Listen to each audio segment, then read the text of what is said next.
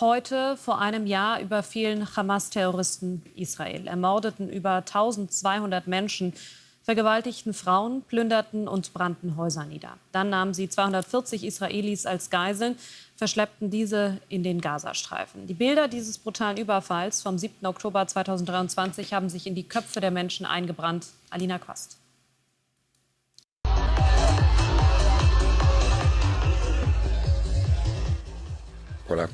Alles war großartig. Die beste Party, auf der ich jemals gewesen bin. Doch dann, innerhalb von nur einer Sekunde, wurde das Paradies zur Hölle. Oh, fuck!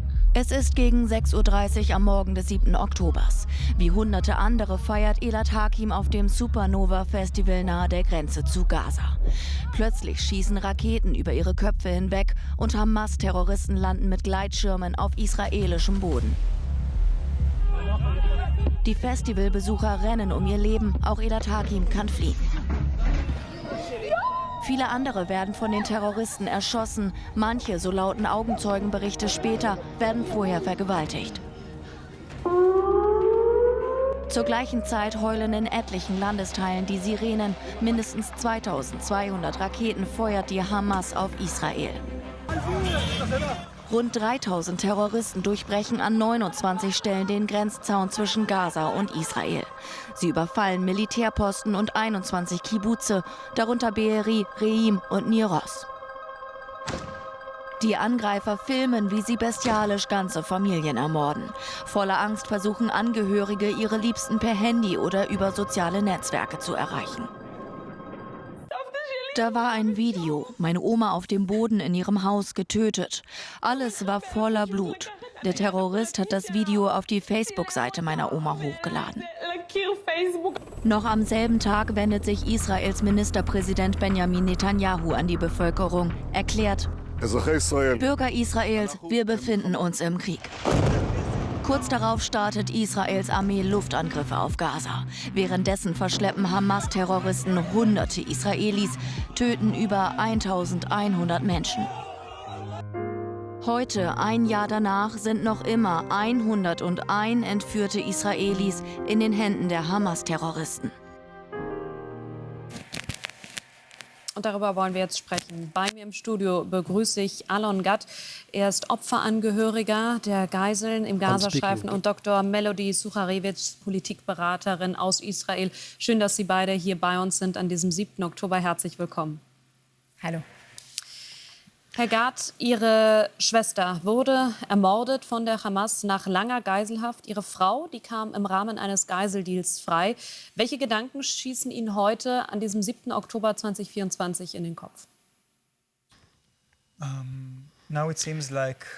Es sieht jetzt so aus, als würden wir uns an etwas erinnern, was vor einem Jahr passiert ist. Aber ich bin immer noch in dieser Phase des 7. Oktober vorigen Jahres. Ich bin immer noch in dieser furchtbaren Situation, wo man in meinen Kibbutz eingedrungen ist, meine Mutter umgebracht hat, meine Schwester entführt hat. Und sie wurde dann 27 Tage festgehalten in Gefangenschaft in den Tunneln. Und sie haben sie nach dieser Zeit erst ermordet. Und ich wurde mit meiner Frau zusammen auch genommen. Und wir haben es geschafft, dort zu entkommen.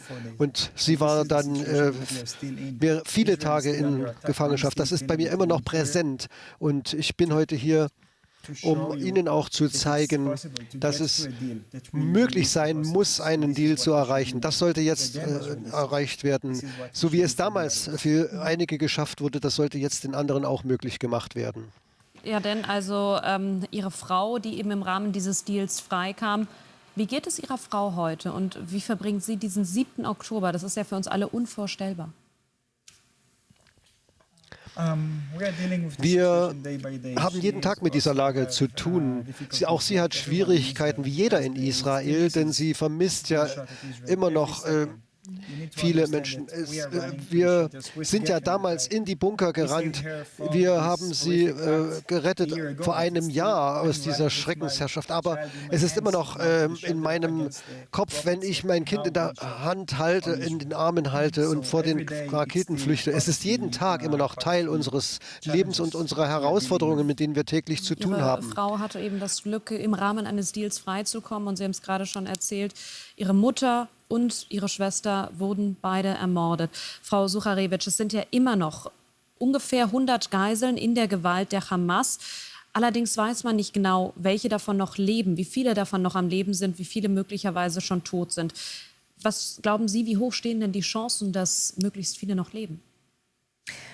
Die Chancen sind leider nicht hoch, dass viele noch leben. Umso wichtiger und dringender ist es, dass die internationale Gemeinschaft alles dafür tut, um den Druck aufs Unerträgliche zu erhöhen und dafür zu sorgen, dass die Dschihadisten, das Sinwar, sie freilassen. Ein ganz wichtiger Aspekt ist aber auch das Rote Kreuz dabei, weil die Unsicherheit ist ja auch für die Familienangehörigen unerträglich, dass sie nicht wissen, leben sie noch? Kämpfe ich jetzt für eine Leiche oder kämpfe ich für ein noch lebendes Kind? Und da würden wir sehr viel mehr erwarten an Bestimmtheit vom Roten Kreuz, eben diese Art von Zugang und diese Art von Informationen zu fordern. Sie sagen, kämpfe ich eigentlich für ein Leben oder kämpfe ich für eine Leiche? Und Sie beide, das kann man, glaube ich, sagen, Sie kämpfen weiterhin seit einem Jahr für die Freilassung der Geiseln. Was macht Ihnen Hoffnung, dass es doch noch zu einem weiteren Geiseldeal kommen kann, zu einer Freilassung der Geiseln und dass natürlich möglichst viele noch am Leben sind? An Sie beide die Frage. Also was mir Hoffnung macht, unter anderem sind Menschen wie Alon Gad, dessen Familie ich seit dem 7. Oktober begleite als eine von anderen. Und was sie uns vormachen, diese Familien, ist, wie sie Trauer und Schmerz und Angst in Kraft und Mut und Aktion wandeln. Und trotz der fürchterlichen Verluste und der Ängste weitermachen, weiterkämpfen. Und auch Alon, der jetzt seine Schwester verloren hat, fürchterlicherweise nach 11 Monaten, kämpft weiter für die anderen Geiseln. Wir haben gar nicht den Luxus, die Hoffnung aufzugeben. Wir müssen daran glauben und dafür arbeiten, Tag für Nacht, dass die anderen Geiseln freikommen. Herr Gad, was macht Ihnen Hoffnung?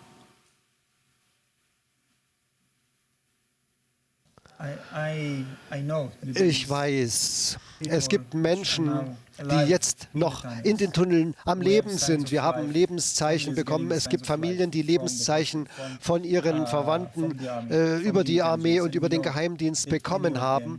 Und wir wissen, dass viele von ihnen noch am Leben sind. Und es ist auch das Richtige, was wir tun, nicht nur für Israel, sondern für die freie Welt, für die westliche Welt.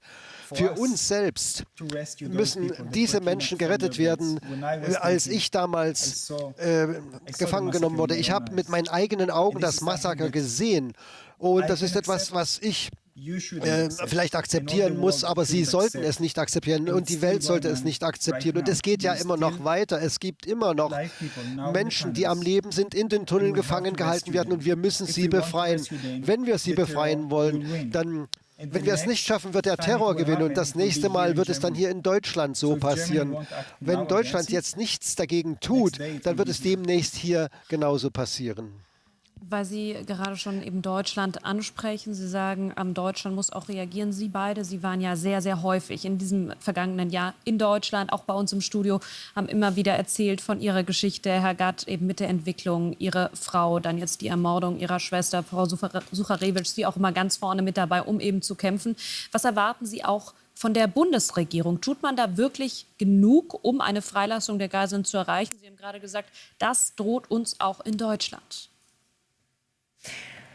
Einerseits erfahren wir hier eine immense Solidarität und offene Arme, vor allem für die Angehörigen der Geiseln auf allen Ebenen der Politik und in vielerlei Hinsicht auch der Öffentlichkeit.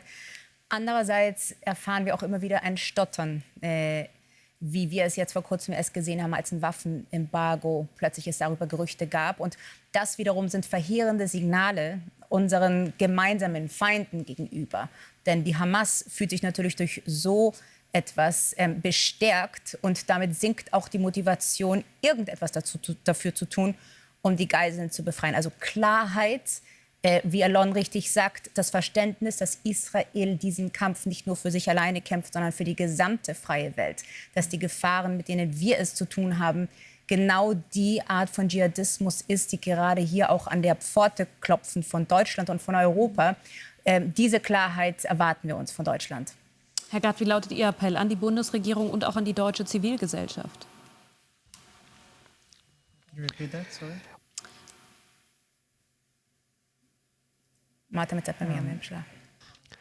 Also ich erwarte von der deutschen Regierung zunächst einmal ihre Unterstützung fortzusetzen, diese ungeheure Unterstützung, die sie uns auch als Familien geben und auch für Israel. Und ich erwarte, dass Deutschland damit fortsetzt und dass es vielleicht noch stärker wird. Denn es geht ja immer noch weiter. Die ganze Unterstützung, die wir haben können, sollten wir bekommen. Und jetzt zum Beispiel am Bebelplatz, diese Umbenennung in Platz der Geiseln. Wir haben dafür die Politiker überzeugt und wir laden alle Menschen in Berlin ein, dass sie sich das anschauen, auch die Menschen außerhalb Berlins, dass sie den Platz anschauen und diese furchtbaren Geschehnisse vom 7. Oktober dort noch einmal vor Augen haben. Sie sehen dort die Bücher und alles, was vernichtet wurde und zerstört wurde seit dem 7. Oktober. Wir haben auch Teile meines Zuhauses dort aufgebaut. Und man sollte sehen, was dort seit dem 7. Oktober passiert und was immer noch mit den Geiseln passiert. Wir müssen diese Geiseln befreien. Und jetzt ist der Zeitpunkt dafür, etwas zu tun. Jetzt ist auch der Moment, wie wir Solidarität zeigen können. Und das ist meine Einladung an Sie.